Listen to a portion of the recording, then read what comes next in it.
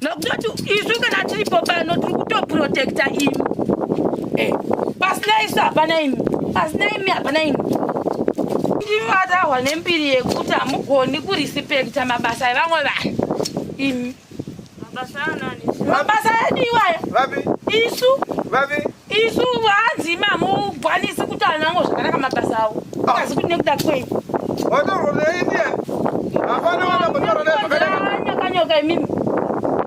Ndokona kutaura kodzero dzangu here handioni. Kodzero dzei. Unomana kutaura kodzero dzangu. Aba meuti vanoita kuinda ipapa. Aiwa. Vakuona zviri kwada kutoenda ipapapo. Vanhu vemota dzavanongoita. Aiwoti sei. Vangu vati kuita gadi. Kuratidza kuti tigoni kuita moendepi. Moendepi kwenu? Ndozviziva. Sei zvamunoziva? Ndozviziva zvamavinga pano. Ndozviziva. Sei. Zvokuda kundidzinga pano. Ndinoziva zvandiri kuita. Ini ndinotoziva zvandiri kuita. Mukuite. Ndinoziva kwandinoenda. Ndinoziva kwandinonopaka. Pane zvandiri kuita panapa ndichabva pano. Saka apa munotopakepi? Kwandinoziva kuground kwandichaenda ku. Saka apa izvo zvimoite? Pane zvandiri kuita. Pane zvandiri kuita munomota mangu. Moziva imi? Zvakanaka. Asi mubve? Ndobva. Nokuti hatizoti zvokunetsana ipapo. Muona kutoti izvozvi zuva rotokwira munhu akangopaka. Mubve? Zvakaoma. Ko imi pano madi?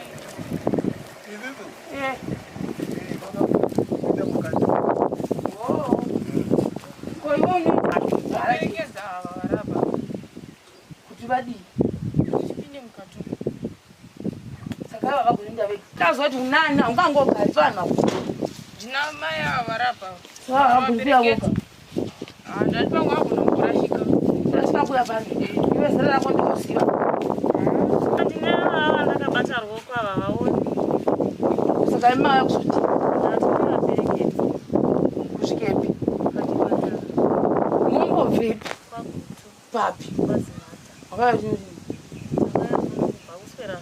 Imi ndivatawa nembiri yekuti hamugoni kurispekta mabasa evamwe vanhu. Imi. Mabasa anani? Mabasa edu iwaya. Vapi? Isu. Vapi? Isu hanzi mamugwanisi kuti anango zvakanaka mabasa awo. Asi kuti nekuda kwei. Watorwa neIndia. Hapana wana mutoro nezvakanaka. Kanyoka imimi. Ndokona kutaura kodzero dzangu here handioni. Kodzero dzei. Unomana kutaura kodzero dzangu. Munofanira kurispekta. Rispektai mabasa evamwe vanhu. Koneniwa mundirespekti ndisingaoni. Iwe mudara munonetsa imi. Respekti ndinoona handioni. Izvi ndatoya pano kubva kusera ziro ndiri pano. Ndakangogara mukadzi wakangondibata ruoko. Zvinonaka here? Hazvina kana basa izvozvo asi dzidzai kuti kana vanhu vainda pamabasa evamwe vanhu ngavadzidze kuti ngavange vachirespekta mamwe mabasa evamwe vanhu. Kuvagadha zvireve kuti hausi munhu.